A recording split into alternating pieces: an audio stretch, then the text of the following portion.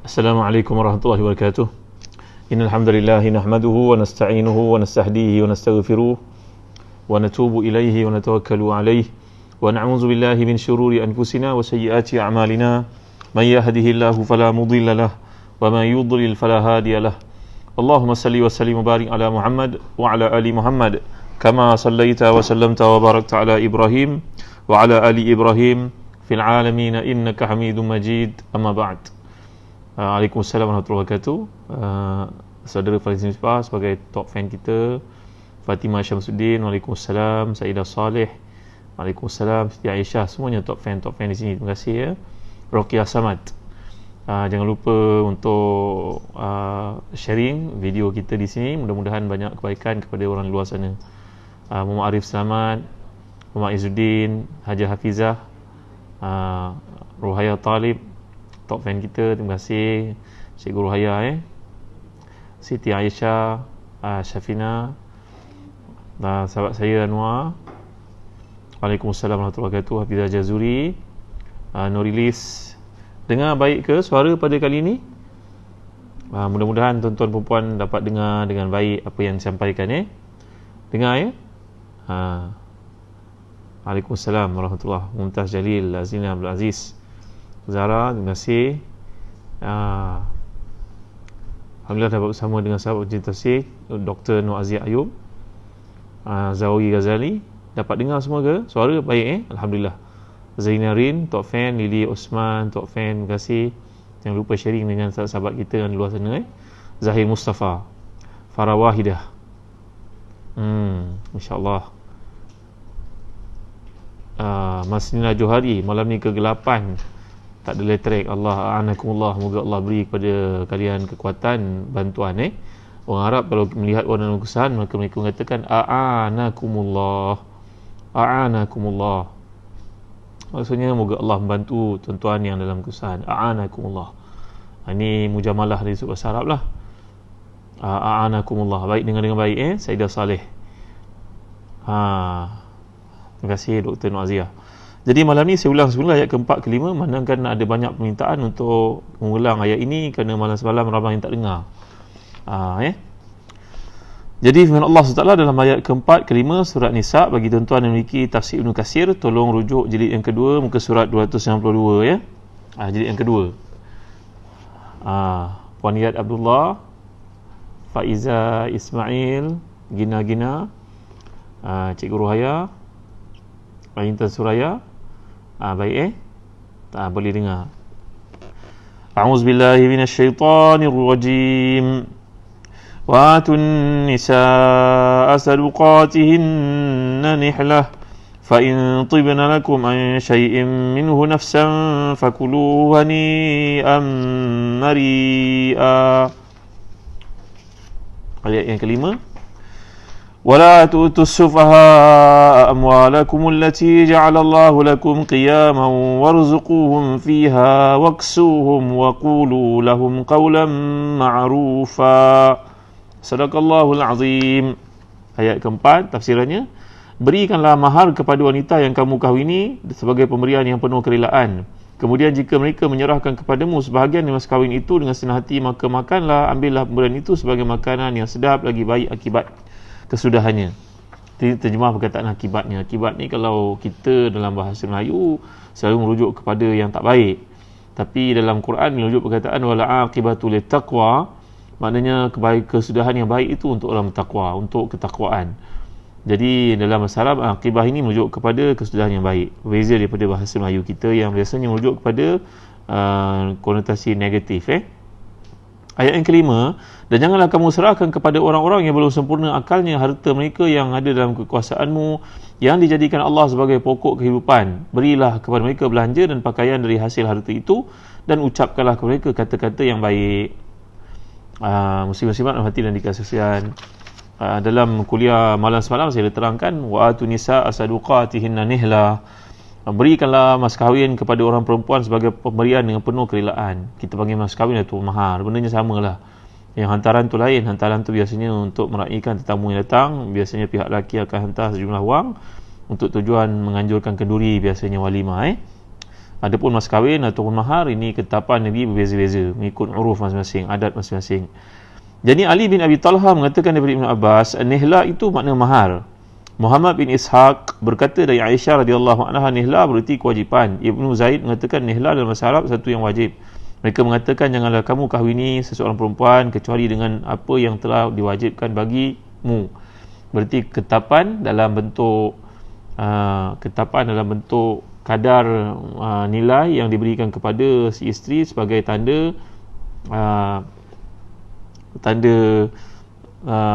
penghargaan, memuliakan orang perempuan, ya. Tuan-tuan dan hati dan dikasihi, hukumnya adalah wajib, sama ada secara tunai ataupun hutang. Kalau hutang, maka wajiblah suami menjelaskannya, kecuali lah dalam ayat ini bermaksud kalau isteri menghalalkannya.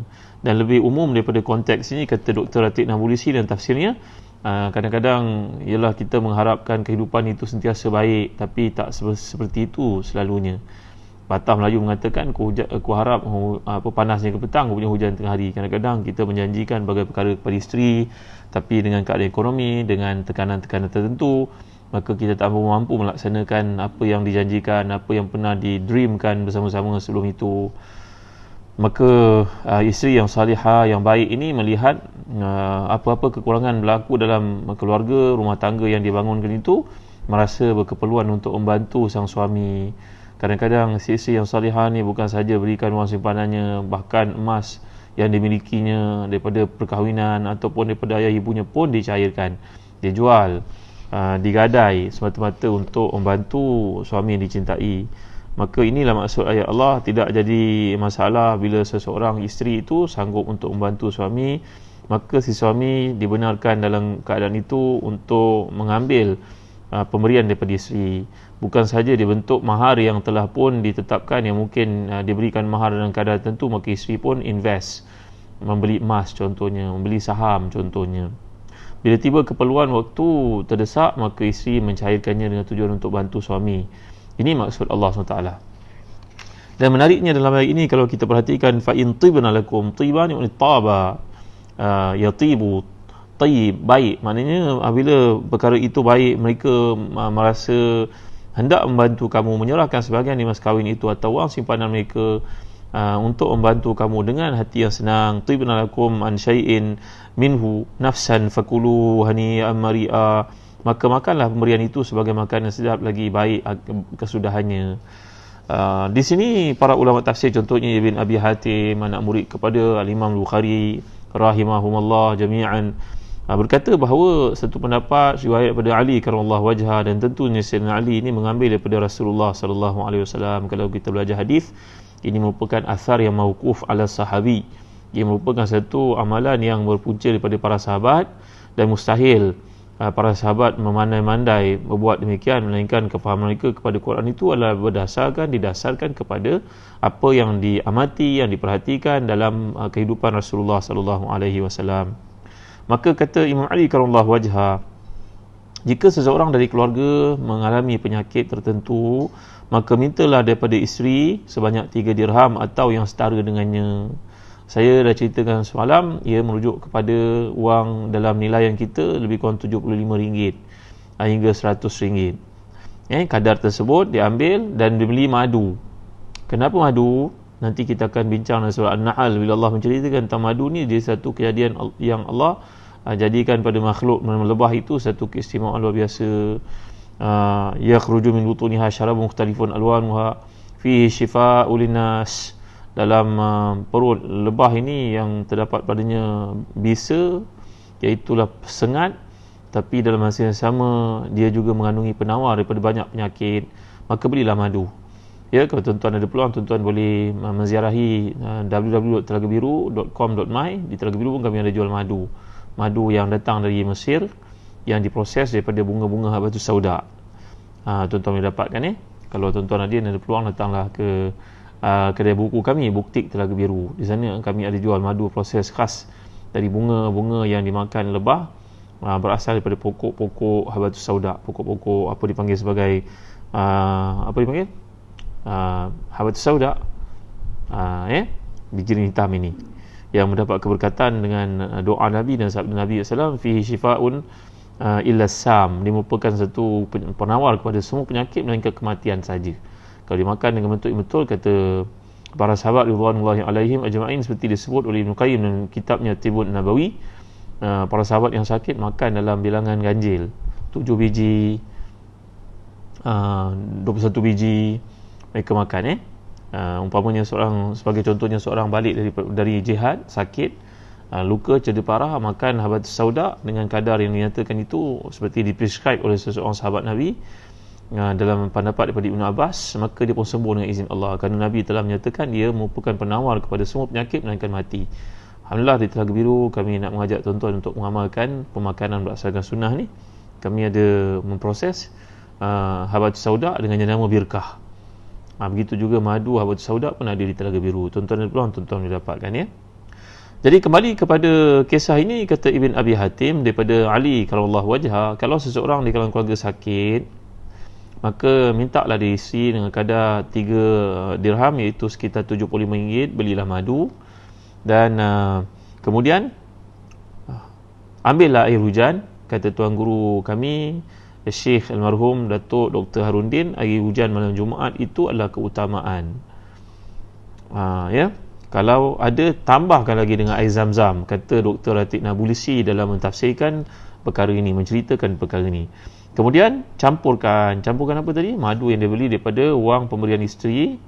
Isteri dalam konteks ini keluarkan duit daripada koceknya sendiri, beli madu, campur dengan air zam-zam, kata Dr. Latif Nabulsi, campur dengan air hujan malam Jumaat. Air hujan bila-bila pun boleh, waktu malam.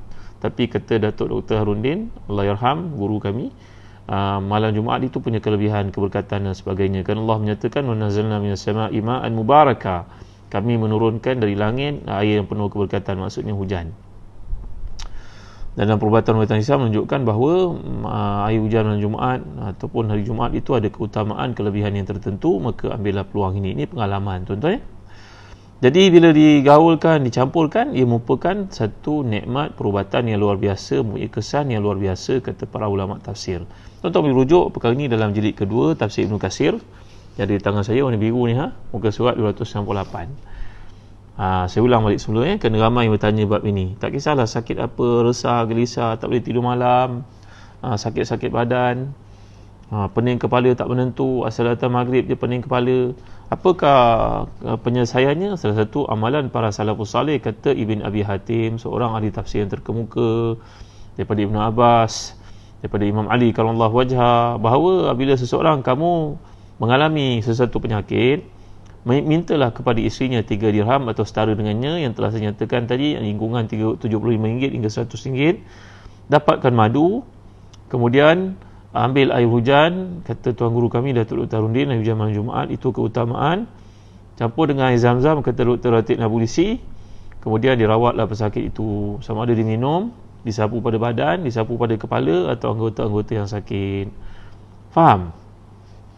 Air hujan malam Jumaat tu kalau kita nak jerang, nak masak, nak panaskan, nak bunuh bakteria barangkali, itu tak ada masalah, kerana keberkatan yang ada pada air itu sudah sebati. Dimasak pun tak ada masalah, kata Allahyarham Datuk Dr. Harundin dalam pengajarannya, bimbingannya dalam perubatan Islam kepada anak-anak muridnya. Kemudian kita bacalah doa-doa tentu yang Nabi anjurkan. Kalau anggota yang sakit itu, sakit urat ke apa ke, maka dipegang pada anggota yang sakit itu, sunnahnya dipegang dengan tangan kanan. Kalau tangan kanan yang sakit, dipegang tangan kiri lah, maka didoakan. Apakah doanya? Baca bismillah 3 kali. Bismillah, bismillah, bismillah. Bismillah, bismillah, bismillah. A'udzu bi'izzatillahi, a'udzu billahi wa qudratihi min syarri ma ajidu wa uhadhiru. Bismillah, bismillah, bismillah 3 kali Bismillah, setakat bismillah saja. Bismillah, bismillah, bismillah. A'udzu billahi wa qudratihi min syarri ma ajidu wa uhadhiru. Berikut.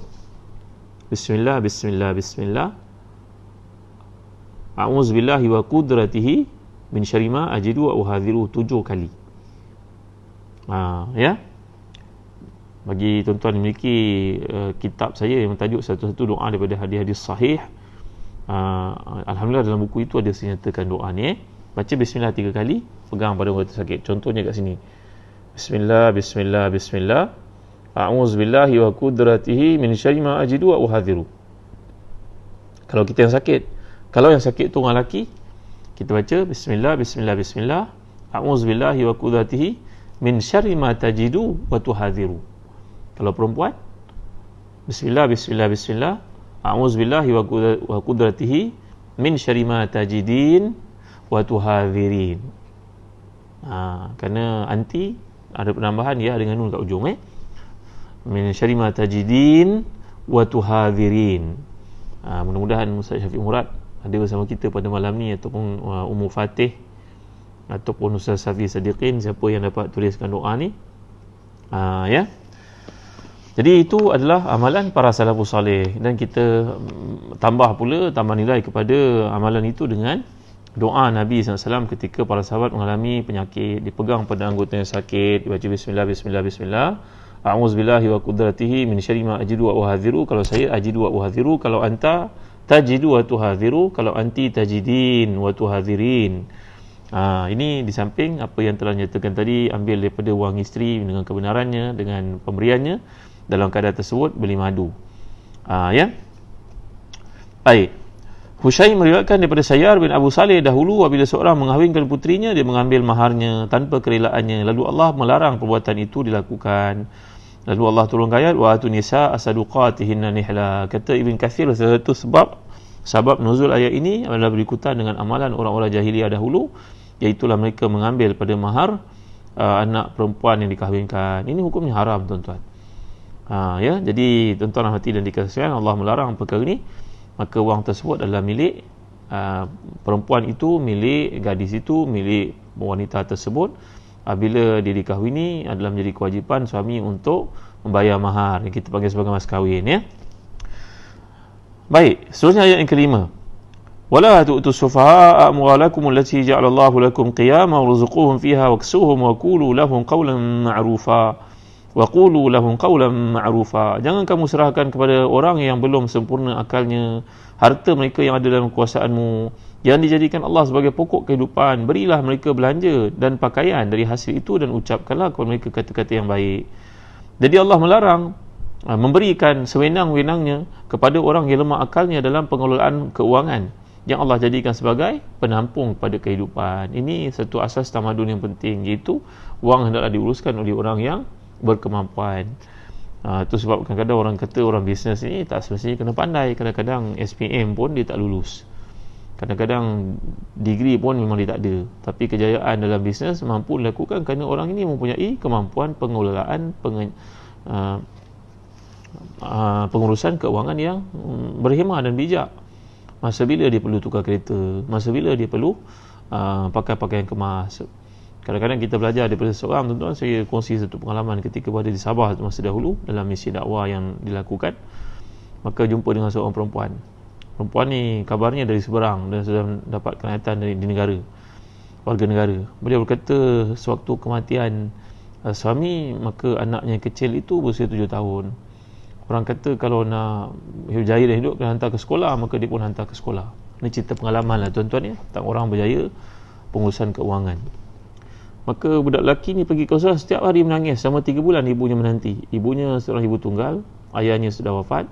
Maka ibu terpaksa menunggu di luar, di kantin, tunggu je. Asal hilang je kepala dia, pergi ke bilik air ke, anak tak nampak, anak pun menjerit dalam kelas, tak mahu belajar. 3 bulan. Lama dia kata pada anak lelaki yang bongsunya itu, engkau kalau nak sekolah, buat macam nak sekolah. Kalau tak nak sekolah, mak tak boleh nak tunggu engkau. Mak sampai tak boleh nak bekerja kerana menunggu engkau ni. Maka budak lelaki umur 7 tahun ni berkata pada maknya, dia tak mahu sekolah. Dia pun kerja kat kelapa sawit. Ini pengalaman ni mungkin bermakna untuk kita tahu, mengerti, menghargai anak-anak. Jangan kita ukur anak-anak ni kejayaan pada markah A saja. Sedangkan alfabet ni kan ada banyak, tuan-tuan, kan, daripada A sampai Z. Betul tak? Ya. Maka budak lelaki ni akhirnya bekerja kat kelapa sawit. Sekarang pada usianya baru 22, 23 tahun, 15 tahun dia sudah meninggal, tak pernah pergi sekolah. Dia sudah ada beberapa buah lori di Tawau dan punya ramai pekerja. Bahkan dia lah yang menghantar ibunya pergi menunaikan ibadah haji. Pendapatannya sebulan, tuan-tuan boleh kira sendirilah macam mana boleh menguruskan lori, sawit, ada pekerja-pekerja. Tak, saya bukan maksudkan untuk kita meninggalkan persekolahan, tidak. Tapi pengurusan keuangan ni kena pantau pada anak-anak tuan-tuan ni. Latih anak-anak supaya dia mendapat keuangan tu dengan sebab usaha dia, bukan sewenang-wenangnya. Nak apa pun kita beri, nak handphone mahal pun beli, nak seluar mahal pun beli, nak beg mahal beli, kasut mahal beli, yang masih ada lagi. Cuba bagi dia satu tanggungjawab. Contohnya belajar berniaga ke. Orang jual air pun boleh jadi kaya tuan-tuan ni, boleh kat Allah sekalian. Maka latihlah anak-anak kita untuk bangunkan jiwa yang bererti kemuliaan, tidak bergantung kepada orang. Juallah apa benda yang jual yang halal lah tuan-tuan. Saya pernah cerita pada tuan-tuan tentang satu hari Nabi SAW mengutuskan seorang sahabat untuk pergi membeli kambing di pasar di Madinah, memberikan kepadanya wang sebanyak 1 dinar. Tiba dia di pasar, dia beli kambing dengan harga yang diberikan Nabi itu, wang 1 dinar. Sebelum pulang dia dapat idea, dijualnya kambing itu pada harga 2 dinar. Dibeli oleh para sahabat kerana tahu ini kambing Nabi punya sallallahu alaihi wasallam. Dia bertanya, siapa nak beli kambing ini, harganya 2 dinar. Memanglah harga biasa tu, tapi ini kambing Rasulullah 2 dinar. Maka orang berebut untuk beli. Dia beli, dia sekarang mampu mempunyai 2 dinar. Daripada 1 dinar duplicate jadi 2 dinar. Apa dia buat? Dia kembali semula ke pasar dan beli lagi seekor kambing. Sekarang dia pun pulang kepada Rasulullah SAW. Assalamualaikum ya Rasulullah, ya Habiballah, ya Khalilullah. Wahai Rasulullah SAW, ini saya bawa pulang kepada Rasulullah seekor kambing dan 1 dinar. Seekor kambing dan 1 dinar. Nabi pun senyum. Nampak gusi baginda sallallahu alaihi wasallam. Girang hati Nabi melihat kecerdikan luar biasa milik sahabat ini. Mana dia pandai untuk menggunakan peluang yang ada supaya tidak merugikan. Daripada wang 1 dinar jadi 2 dinar. Dengan 1 dinar beli kambing dan pulang kepada Nabi dengan 1 dinar tadi. Tidak luar seolah-olahnya. Jadi bagaimana kita nak bangunkan kesedaran ini pada anak-anak? Kalau anak kita berada ke asrama, ajarlah dia untuk berniaga. Dia beli minuman sebagai contohnya, jual kepada kawan-kawan. Tak salah tuan-tuan. Kerana Allah mengajar kita dalam Quran, nanti kita baca surah Al-Baqarah, orang-orang beriman digalakkan berniaga walaupun dalam musim haji, iaitu ketika para sahabat merasa kebersalahan kerana zaman jahiliah mereka berniaga ketika buat haji. Tapi bila dah datang Islam, mereka takut niat itu berubah-ubah kerana sibuk dengan perniagaan, mengganggu ketertiban ibadah. Maka Allah menurunkan ayat. Allah menurunkan ayat sampai kepada ayat ke-200 surah Al-Baqarah. Aminhum may yaqulu rabbana atina fid dunya hasanah wa fil akhirati hasanah wa qina azabannar. Allah membenarkan untuk mereka berniaga ketika sedang melaksanakan ibadah haji. Dan Allah menyebut di situ orang-orang beriman ni sentiasa menjadikan syiar mereka, polisi mereka, beri pada kami kebaikan di dunia ya Allah dan kebaikan di akhirat. Makna kedua-dua mereka nak. Kebaikan dunia berarti kemuliaan dalam bentuk perniagaan tuan-tuan, dimuliakan Allah. Satu tafsiran. Kata Sayyidina Umar Khattab radhiyallahu anhu, tidak ada perkara yang lebih menggembirakan aku dalam kehidupan selepas menunaikan ibadah farduku kepada Tuhan, sembahyang dan sebagainya. Aku membawa seekor unta ke pasar di Madinah dan menjual. Dan hujung hari aku mengetahui PNL-nya, ROI-nya. Hujung hari aku dapat tahu untung aku berapa, rugi aku berapa. Dan aku tak bergantung kepada siapa melainkan kepada Allah. Jadi ayat ini merupakan satu asas ekonomi yang penting, kata para ulama tafsir, contohnya Tahir Ibn Ashur dan tafsirnya. Kalau engkau melihat dalam kehidupan bahawa Allah mengajar umat Islam ni supaya hidup mulia, ini dasar ekonomi yang penting. Jangan diberikan wang itu kepada orang yang akan menghancurkan.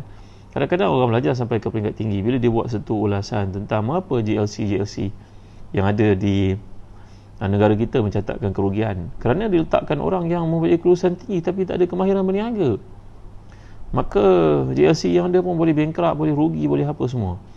Untuk menjadi orang berniaga yang berjaya, CEO yang berjaya, dia kena biasa berniaga. This why universiti terkemuka ketika dibuat satu ulasan, kenapa banyak-banyak booth yang disediakan untuk pelajar, untuk mahasiswa-mahasiswa mereka tidak berniaga, yang buka cuma, yang makmur cuma yang berdekatan dengan bank sahaja. Ni kita pentadbir di universiti awam IPTA. Kenapa anak-anak tu tak berniaga? Sewanya murah. Bagaimana dia nak berniaga kalau kita letak di tengah panas? Bus stop itu pun orang pun tak naik bas kat situ kerana semua orang dari kenderaan sendiri. Macam mana dia nak berjaya? Tak mengapa lah tuan-tuan, letaklah semua kat Central Spine, dekat kawasan bank contohnya. Orang keluar duit nampak ada tudung beli, orang keluar duit nampak ada casing untuk handphone, mereka beli. Mereka keluar duit nampak ada jual minuman yang baik, mereka beli. Maka kita nak bangunkan jiwa perniagaan ni daripada kecil tuan-tuan ya. Tahniah kepada sahabat saya, Prinsipal Ridwan di Terengganu yang memiliki sekolah Show Me. Kempen sikit orang Terengganu, masuklah ke sekolah Show Me ya. Kat sekolah ni dapat kita lihat anak-anak daripada kecil dibangunkan jiwa kesungguhan untuk berniaga seawal tadika. Jangan main tuan-tuan ni boleh kelas sekalian. Jadi pengelolaan keuangan ini ditegur oleh Allah kalau kita serahkan kepada orang yang tak betul. Kalau kita belajar dalam hukum fiqih, ada satu golongan dipanggil sebagai mahjur alaihi. Mahjur alaihi ni orang yang bankrupt, orang yang tak pandai menguruskan duit.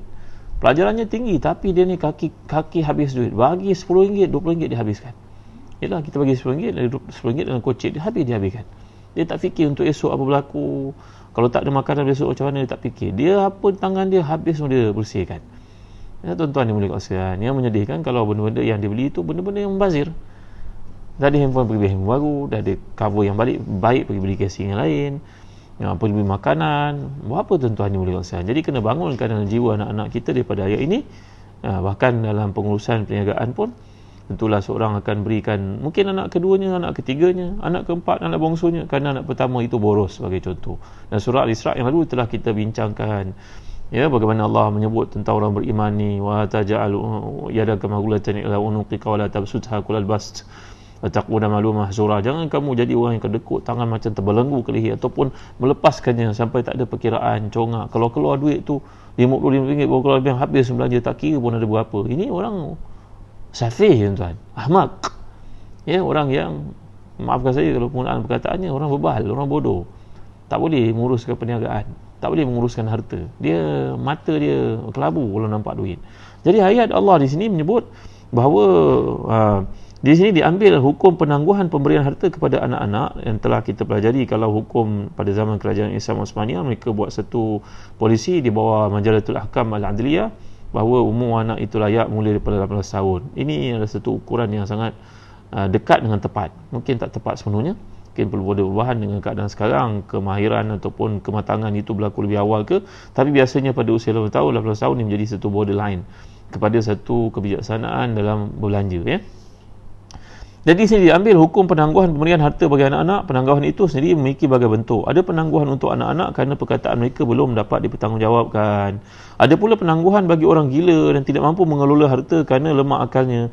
Ada pula penyitaan kerana terpalit dengan hutang piutang. Mungkin si ayah mati, hartanya banyak tapi hutangnya pun lagi banyak. Maka anak-anak tak boleh dapat harta itu kerana hutang ayah tersangkut sana sini. Maka harta yang dimiliki itu tidak dapat diberikan kepada anak-anak kerana kena menutup. Kita tahu bila mati seseorang, hutangnya menjadi keutamaan untuk dilangsaikan.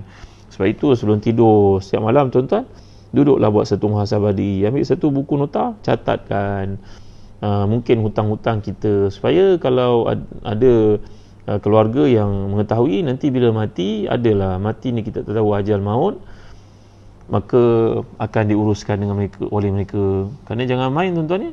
Kita pernah belajar dahulu, orang yang mati syahid sekalipun tidak akan masuk syurga hatta yuqda anhu, sampailah hutangnya dibayar. Jadi hutang ni adalah perkara penting. Jangan diambil sambil lewa.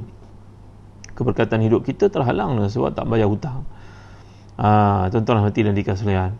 Jadi Ad-Dhahak menunjukkan daripada Ibn Abbas tentang firman Allah, wala tu'tu sufaha amwalakum, jangan kamu serahkan kepada orang yang belum sempurna akalnya harta mereka yang dalam kekuasaanmu. Dia berkata mereka adalah anak-anakmu dan juga kaum wanita. Begitu juga dikatakan oleh Abdullah bin Mas'ud, warzuquhum fiha waksuhum wa qulu lahum qawlan ma'rufa, berilah kepada mereka belanja dan pakaian dari harta itu dan ucapkan kepada mereka kata-kata yang baik. Ali bin Abi Talha berkata daripada Ibn Abbas, ia berkata, jangan jadikan hartamu apa yang dianugerahkan Allah untukmu engkau berikan kepada isteri yang putrimu secara bebas, kemudian engkau menunggu dari pemberian apa yang di tangan mereka. Akan tapi tahanlah hartamu dan buat baiklah dalam mengelolakannya, dan hendaklah engkau berikan nafkah kepada mereka berupa pakaian, makanan dan rezeki. Mujahid berkata mengenai ayat ini, wa qulu lahum qawlan ma'rufa, ucapkan kepada mereka kata-kata yang baik, iaitu kebaikan dalam silaturahim. Jadi kandungan ayat yang mulia ini adalah ihsan kepada keluarga dan orang berada dalam tanggungan dengan melakukan infak berupa pakaian dan rezeki serta kata-kata dan akhlak yang baik. Kita dapat lihat ketertiban ayat ini bila Allah Ta'ala merintahkan dalam ayat yang lalu, merintahkan untuk beri harta kepada anak yatim, larangan menikahinya kerana kalau pernikahan itu hanya disebabkan tarikan harta ataupun kecantikannya, bukan niat yang lebih murni daripada itu. Selanjutnya ayat yang keempat yang kita pelajari sebelum ni adalah merintahkan untuk bayar mahar, mas kahwin kepada perempuan yang dikahwini. Kemudian ayat yang kelima ini memerintahkan kita untuk memberikan harta kepada pemiliknya. Kedua perintah ini kalau kita lihat boleh jadi menimbulkan dalam benak fikiran kita bahawa semua pemilik harta perlu diberi hartanya. Jadi untuk menghapuskan perkara itu, ayat ini memberikan kepada kita satu guideline, satu batasan, satu bimbingan, satu panduan untuk beri harta ni mesti kepada orang yang pandai mengelolakannya, orang yang mampu untuk menguruskannya. Jadi sengaja Allah Ta'ala meletakkan ayat ni dalam konteks ketertiban taqdim wa ta'khir. Kalau kita belajar dalam bahasa Arab, kata Imam Suyuti, ini adalah satu sengaja Allah letakkan di sini, bukan dalam perintah ini didahulukan daripada perintah-perintah yang telah kita pelajari 3 yang lalu, supaya tidak menjadi dalih kepada sesiapa pun yang enggan untuk memberikan harta itu. Nanti kalau ayat ni letak dah mula-mula, maka ramailah orang akan sekat harta anak yatim, harta-harta yang perlukan dengan alasan mereka tak pandai menguruskan. Jadi Allah letakkan tanggungjawab yang lain itu didahulukan, tanggungjawab tentang harta ni dikemudiankan, supaya tidak jadi alasan kepada mereka untuk menahan harta orang yang memerlukan. Jadi kepada mereka dan semua orang bahawa Allah merintahkan, jangan kamu wahai para wali, para penjaga, suami dan siapa sahaja yang menyerahkan kepada orang yang belum sempurna akalnya, sama ada anak yatim ataupun anak kecil atau dewasa atau perempuan atau mereka yang tidak mampu berfikir dengan betul, kerana harta yang dijadikan Allah oleh kamu sebagai pokok kehidupan itu perlu dipelihara dan tidak boleh diboroskan.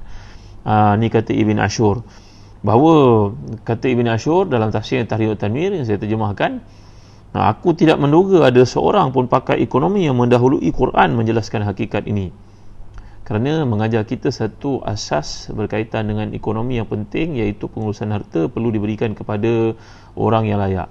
Kerana itu kalau kita lihat redaksi ayat ini, Allah menggunakan perkataan amwalakum, harta kamu, padahal bukan milik kita, kita menguruskan harta orang di bawah naungan kita. Tapi kenapa Allah sandarkan harta itu kepada kita? Amwalakum, kenapa tidak sebut amwalahum?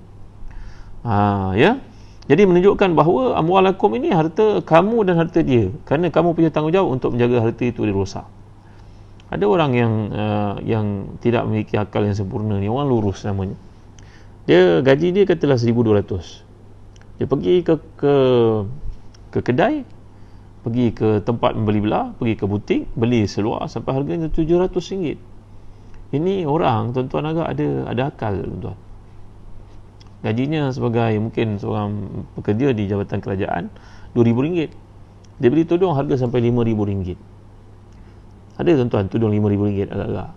Kalau pendapatannya RM30,000, RM50,000 sebulan, mungkin tak ada masalah lah. Tapi bagi orang yang gajinya RM3,000, dia pergi bergolok bergadai nak pakai, dan pakaiannya pun lebih hebat daripada pakaian bosnya. Inilah orang yang dimaksudkan dalam konteks tak pandai menguruskan harta.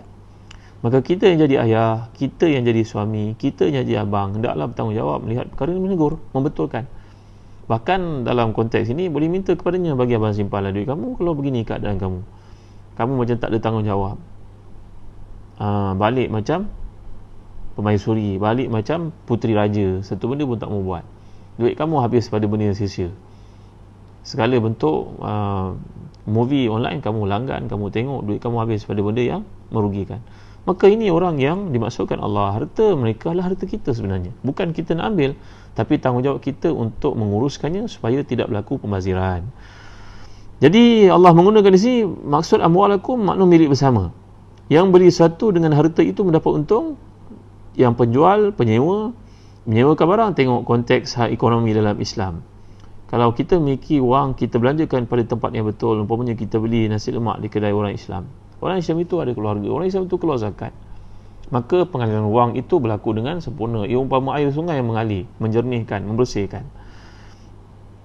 Tapi kalau tidak berlaku demikian, dia bazirkan habis, kemudian dia pun hidup dalam keadaan terkontang-kanting kerana wangnya sudah tak cukup, kehidupannya sudah sengit, dia terpaksa minjam daripada pihak-pihak tertentu dan akhirnya kerugianlah dia. Jadi tuan-tuan dimuliakan Allah sekalian, bila Allah menyatakan di sini qiyamah, qiyamah ni berarti pokok kehidupan. Dari perkataan yang kita belajar, qama yaqumu qiyam, kerana harta itu menjadi tonggak, menjadi pokok kehidupan. Kita tengok dalam banyak kes berlaku perceraian, salah satu faktor utamanya kerana keuangan, ekonomi.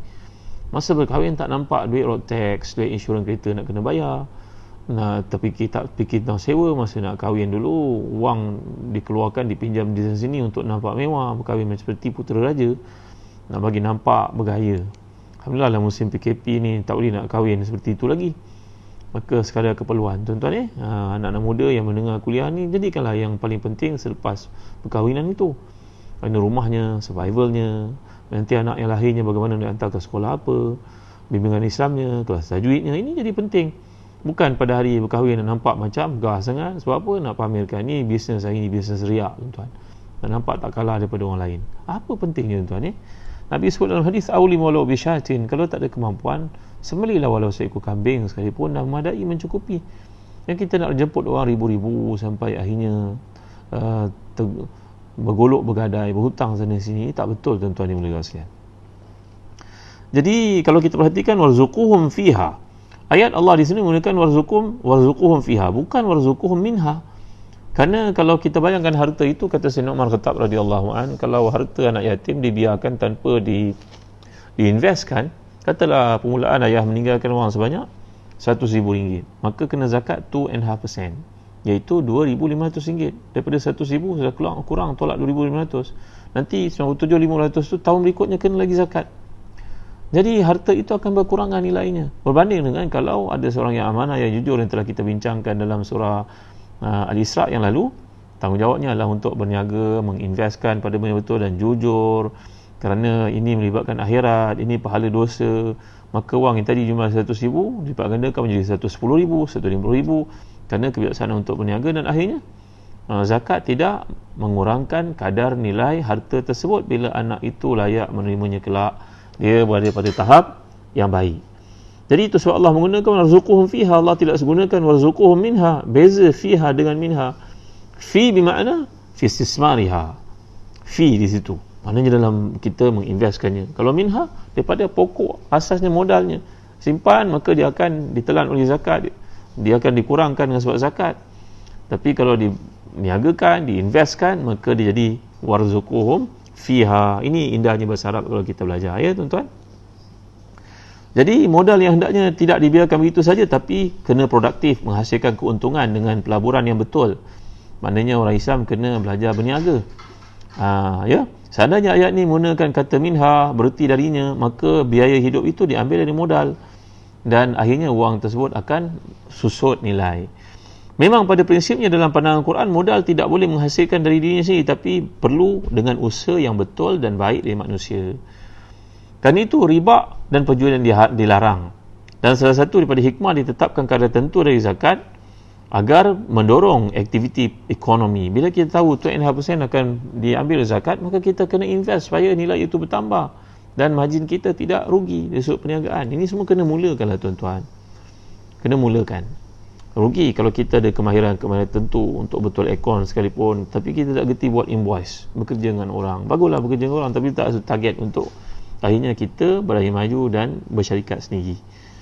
Tuan-tuan ni boleh kalah sekalian, hari ini saya jumpa seorang sahabat saya yang buka bisnes berasaskan pelancongan, ya, Ustaz Taufik yang dimuliakan oleh Allah, insya-Allah. Beliau berkata, hari ini orang pergi menunaikan ibadah umrah di Malaysia sebelum PKP, jumlah mereka hampir 300,000. Maka alangkah baiknya kalau semua orang yang mampu buat syarikat sendiri, masing-masing boleh handle jemaah, dan jemaah tidaklah kerugian masa di sana ataupun mereka tak dapat bimbingan, kerana dapat personal touch daripada orang-orang yang mahir, yang berkemampuan untuk buat syarikat. Betul lah, di samping kita dapat membangunkan perniagaan orang Islam, maka dalam Islam tidak ada monopoli, masing-masing boleh menguruskan perniagaan. Saya sokong betul sahabat saya Ustaz Taufik mengatakan demikian. Belajar dulu daripada orang, tawaduk dulu tuan-tuan. Jangan tiba-tiba kita nak membuka dengan keadaan kita tak ada mengetahui prinsip pengurusan manusia, pengurusan keuangan yang betul. Nanti banyak masalah yang akan timbul. Jadi wang merupakan modal dan satu faktor produktiviti yang penting, tetapi ia bukan yang terpenting. Nampak kan ayat ni kan? Jadi manusia duduk di tempat posisi yang paling penting. Jadi itu sebab keharmonian dan juga hubungan silaturahim tadi, persaudaraan Islam menjadi asas yang paling penting. Bila asas itu betul, ground itu solid, maka pokok yang tumbuh itu pokok yang kuat dan kukuh. Maka ekonomi umat Islam dibangunkan oleh manusia yang mempunyai kejujuran, kesungguhan dalam perniagaan, berintegriti dan sebagainya. Jadi pokoknya tuan-tuan di sini adalah satu gesaan untuk umat Islam menyedari prinsip perniagaan. Jangan kita ni melihat orang lain saja berniaga. Datang orang Bangladesh ke negara kita berniaga, buka kedai besar-besar, buka kedai restoran, buka kedai jahit, buka kilang. Kita orang Islam kemudian datang minta rasuah. Astaghfirullahalazim, la ilaha illa huwal hayyul qayyum wa atubu ilaih. Ampun maaflah kepada pihak berkuasa ni, kena ingat tau. Ya, orang berniaga susah. Anda mengambil daripada mereka, hukumnya haram.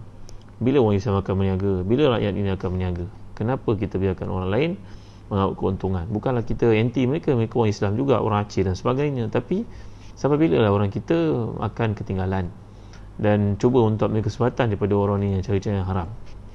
Hentikanlah tuan-tuan kerja-kerja hina seperti ini, memalukan, merosakkan negara. Akhirnya membiarkan negara kita robek, koyak, segala-galanya kerana integriti yang kurang daripada orang Islam, orang-orang kita sendiri. Taubatlah kepada Allah mereka yang terlibat, sampaikanlah mesej ini kepada mereka, ya, supaya perkara ini dapat dibendung. Allah mengajar kita dalam satu dasar yang penting, asas penting kehidupan, untuk membantu orang susah, membantu anak yatim. Semuanya bermula dengan akidah yang benar dan perniagaan yang diusahakan. Baik, setakat ini saja dulu untuk kita berkongsi pada malam ni. Mohon maaf atas kekurangan atau bahasa yang tidak tepat untuk menyampaikan maksud kat sini. Apa pun tuan-tuan yang berkasihan, sampaikanlah video ni kepada sekalian orang keliling kita agar mereka yang terlibat dengan rasuah berhenti daripada mengambil rasuah. Agar mereka yang takut untuk berniaga, mulakan perniagaan, latih anak-anak untuk berniaga. Semudah pergi ke sekolah, bawa barang-barang, jual dengan kawan-kawan. Kerana ia satu asas yang penting dalam kehidupan. Jangan anggap kita ambil kesempatan pada orang, anggaplah ia satu peluang untuk membantu orang. Perniagaan adalah membantu orang sebenarnya. Jadi setakat saja dulu, sama-samalah kita akhiri kuliah pada malam ni dengan doa. Jangan lupa tuan-tuan ni, bagi yang minat untuk mendapatkan bahan-bahan yang saya sebutkan tadi, madu berasaskan bunga habatus sauda ada di Telaga Biru, habatus sauda pun ada di Telaga Biru, buku-buku sekolah ada di Telaga Biru. Kami cuba untuk menyempurnakan keperluan rohani, iaitu ilmu, dan keperluan jasmani, itu badan, makan yang baik, yang kita cuba bimbing tuan-tuan ke arah itu. Makan ni semua ada sebut dalam hadis-hadis Nabi SAW. Jadi setakat itu saja dulu. Terima kasih kepada Zazan Travel. InsyaAllah kami bercerita untuk bawa mulakan trip kita tempatan, mungkin ke Melaka, mungkin ke Kundasang, izin Allah mungkin kita dari sini. Nanti kita akan maklumkan perkembangan berikutnya. Tuan-tuan harap bagi tuan yang berpeluang untuk ikut, sokonglah Zazan Travel, kerana kuliah-kuliah yang kita adakan semua tajaan daripada Zazan Travel. Mudah-mudahan segala baik pada Allah, kelemahan manusia. Wallahu alam. Wassallallahu ala sayyidina Muhammad wa ala alihi washabihi wasallam. Alhamdulillahirabbil alamin. Alhamdulillahirabbil alamin, wassalatu wassalamu ala asyrafil anbiya'i wal mursalin sayyidina Muhammadin wa ala alihi washabbihi ajma'in.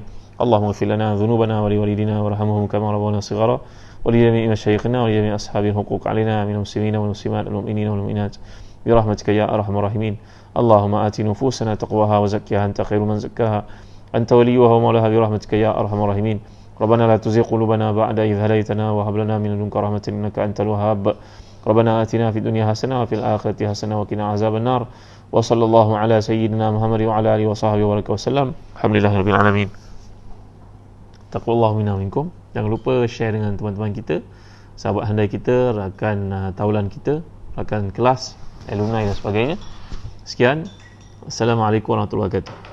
Mahizul Muhammad, Dr. Sutina, Ya Abdullah, Siti Aminah, Yaakob Halim, top fan, Filza Hamid, top fan, Kak Haji, Rahma Yusof, Muaz Fani, Mahizun Muhammad, Aina Kasim, Masda Johari, Nurliza Idrus, Syafiq Ibnu Ibrahim, Muslimah Mahmud, Mar WKN, Azina Waka, Abdul Rahman Sanusi, top fan, Laila Dila Rosa, Mahizun Muhammad, Fauzi Abdul Qadir, Sarah Mataha, Cikgu Ruhaya.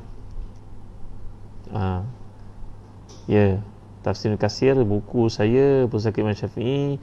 Kesan baik itu untuk orang bertakwa, seorang isteri saleh yang membantu rumah tangga suaminya, mereka sanggup menyalakan untuk masuk mas kahwin. Terima kasih Puan Ruhaya, ya.